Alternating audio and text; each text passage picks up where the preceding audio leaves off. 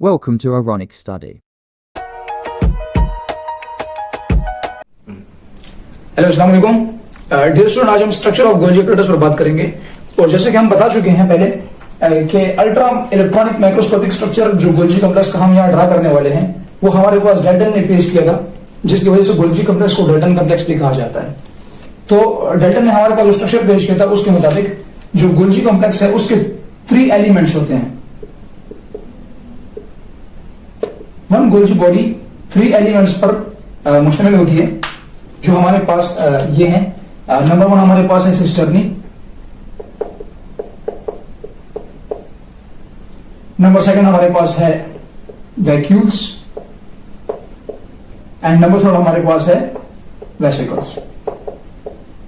अब हम बारी बारी सिस्टर्नी और वैक्यूल्स और वेसिकल को ड्रा करने की कोशिश करेंगे। जो सिस्टर्नी है हमारे पास ये थोड़ा सा कर्व टाइप स्ट्रक्चर होता है, ऐसे कर्व टाइप स्ट्रक्चर होगा। ये वन सिस्टर नहीं है हमारे पास और ये सेकंड सिस्टर नहीं है हमारे पास, एंड देन ये थर्ड सिस्टर नहीं, ये हमारे पास थर्ड सिस्टर नहीं। क्या कर रहे हैं, इनकी जो एंड्स होती है वो हमारे पास थोड़ी सी स्वलन होती है, तो उसको हम ऐसे ड्रा कर लेते हैं।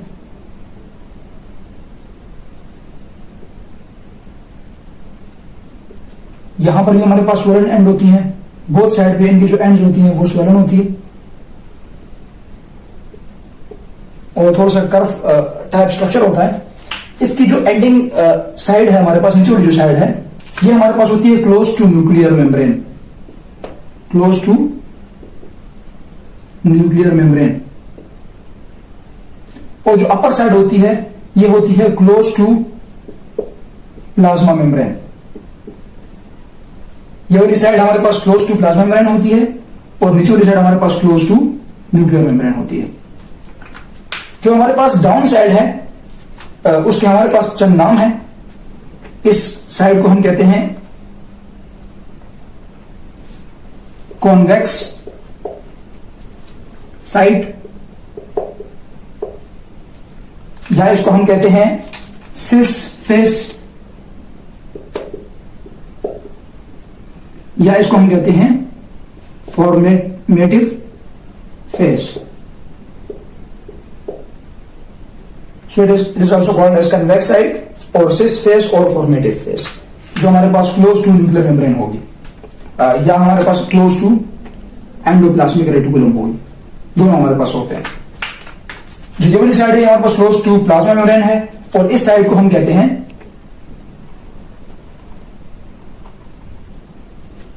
कनकेव साइड,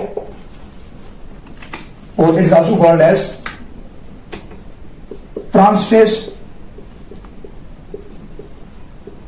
और it is also called as, ये हमारे पास फॉर्मेटिव फेस है, ये हमारे पास है मैच्योरेशन फेस। तो ये तीनों नाम आप याद रख लें। जो नीचे वाला है वो है कन्वेक्स साइड और सिस फेस और formative face, close to nuclear membrane और एंडोप्लाज्मिक रेटिकुलम।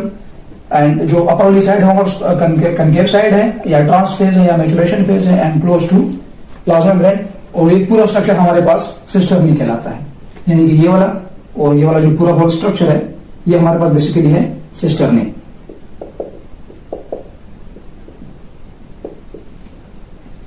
और इन सिस्टर्नी में हमारे पास शॉर्ट कनेक्शंस भी होते हैं, ताकि मटेरियल और मॉलिक्यूल जो है वो एक दूसरे से पास आउट हो सके। यहाँ पर बेसिक कनेक्शन होता है, यहाँ पर बेसिक कनेक्शन होता है, इसके अलावा कुछ कनेक्शन यहाँ होते हैं हमारे पास।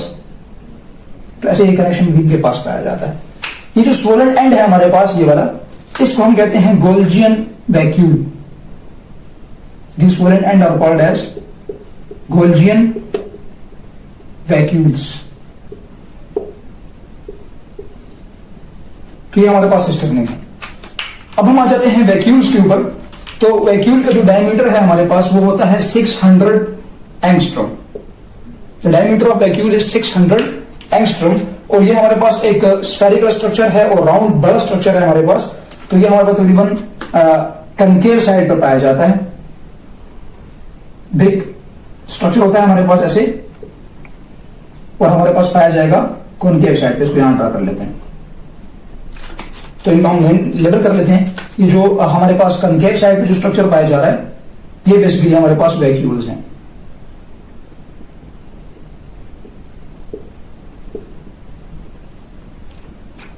जो वेसिकल्स हैं हमारे पास, इसको थोड़ा सही कर लेते हैं यहां से।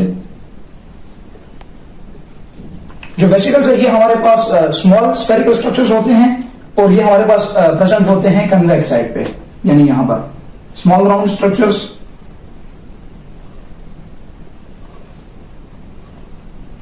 तो इनको हम लेबल कर देते हैं यहां पे, ये हमारे पास हैं वेसिकल्स।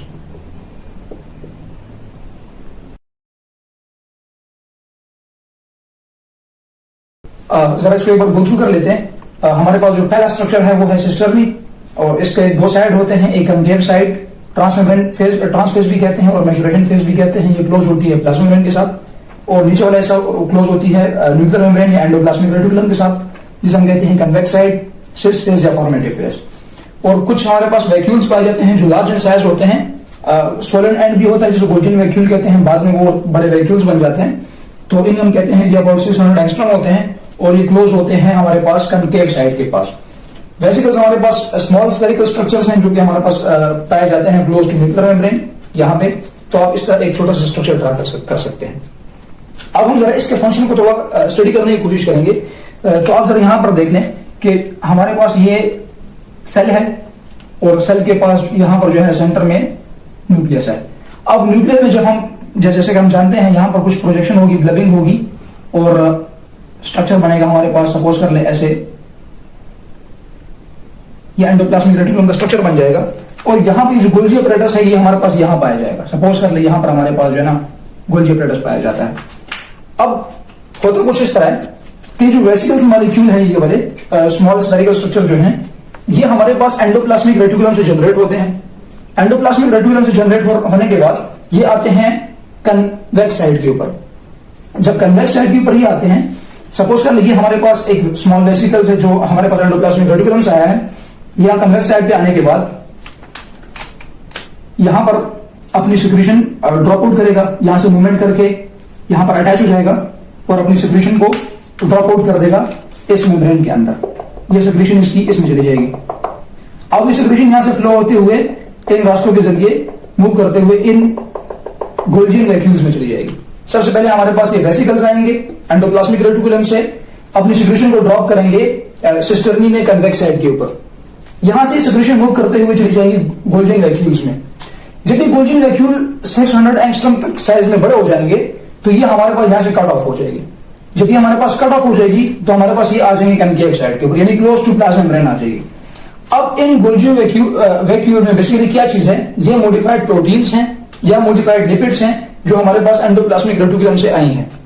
अब इन गोल्जी वेसिकल ने या तो आइदर ये ट्रांसपोर्ट होना है किसी और सेल में या वहां पर फंक्शन करना है। तो अगर इन्होंने एंजाइमेटिक फंक्शन करना है तो वो परफॉर्म करेंगे, फिर यहां से लाइसोम बन जाएगा। अगर इन्होंने एंजाइमेटिक फंक्शन करना है तो ये जो वैक्यूल हैं ये एज अ प्राइमरी लाइसोम काम करेंगे। और अगर इन्होंने स्ट्रक्चरल फंक्शन परफॉर्म करना है तब ये वैरायटी के साथ ट्रांसपोर्ट किए जाएंगे। तो इन शॉर्ट हमारे पास स्टोरी ये है कि सबसे पहले हमारे पास जो वेसिकल्स हैं वो डिराइव होंगे एंडोप्लाज्मिक रेटिकुलम से, अपनी सिक्रीशन को ड्रॉप करेंगे सिस्टर्नी में at the convex side. Convex side के बाद ये सिक्रीशन ऊपर मूव करेगी और आएंगे इस गोल्जन वैक्यूल्स में। यहां पर स्टोर होने के बाद ये गोल्जन वैक्यूल साइज में इंक्रीज हो जाएंगे। जब ये 600 एंगस्ट्रॉम तक रीच कर जाएंगे तो यहां से ये कट ऑफ हो जाएंगे और in the form of vacuoles, big vacuoles हमारे पास आ जाएंगे। अब वैक्यूल्स आगे डिसाइड करेगी कि इसने आगे जो है एज अ लाइसोम काम करना है, एंजाइमेटिक फंक्शन करना है या स्ट्रक्चर फंक्शन परफॉर्म करना है। तो ये ओवरऑल प्रोसेस होगा। तो गोल्जी कॉम्प्लेक्स बेसिकली क्या करता है, इसका जो बेसिक फंक्शन है वो हमारे पास क्या है, इसके काफी ज्यादा फंक्शंस हैं जो हम आने वाली वीडियो में डिटेल से बताएंगे। लेकिन जो इसका मोस्ट इंपॉर्टेंट और बेसिक फंक्शन है वो ये है कि it modifies proteins and lipids coming from endoplasmic reticulum and stored it in a packets। ये उन मॉलिक्यूल्स को पैकेट में स्टोर कर देगी जिनको हम कहेंगे वैक्यूल्स। उन पैकेट्स का नाम होगा वैक्यूल्स। तो इसका ये बेसिक फंक्शन है कि जो हमारे पास प्रोटीन्स और लिपिड जो एंडोप्लाज्मिक रेटिकुलम से आती है उसको स्टोर कर देते हैं और आगे इसको इसके फंक्शंस परफॉर्म करते हैं। सबसे लास्ट में हम एक आखिरी पॉइंट ऐड करना चाहेंगे। बेसिकली एनिमल सेल में, प्लांट सेल में सिस्टर्नी की जो नंबर्स होते हैं वो ज्यादा होते हैं। जैसे मैंने यहाँ पे 3 नंबर शो किए हैं, तो इसके नंबर ज्यादा होते हैं, वेरी करते हैं। सिक्योरिटी सेल में ज्यादा सिस्टर्नी होंगे, नॉन सिक्योरिटी सेल में कम सिस्टर्नी होंगे, लेकिन एक नंबर से ऊपर होते हैं। हमारे पास फंजाई की जो सेल्स हैं उनमें एक सिस्टर्नी पाया जाता है, तो हम कहेंगे कि unicisterna is present in the cells of fungi. तो एमसीक्यूज के हवाले से आप ये बात याद रख लें कि फंजाई के सेल्स हमारे पास वो सेल्स हैं जिनमें एक सिस्टर्ना मौजूद होगा। इसके अलावा जितने हमारे पास सेल्स हैं, like animal cells, plant cells, algae के सेल्स, उनमें हमारे पास सिस्टर्ना के जो नंबर हैं वो वेरी करते हैं और वो हमेशा एक नंबर से ज्यादा होते हैं, यानी कि 6 to 7 to 8 इस तरह नंबर होते हैं। तो ये हमारे पास इसका बेसिक स्ट्रक्चर था गोल्जी कॉम्प्लेक्स का। उम्मीद है कि आपको गोल्जी ऑपरेटर्स का फंक्शन समझ आया होगा। Thanks for watching our video.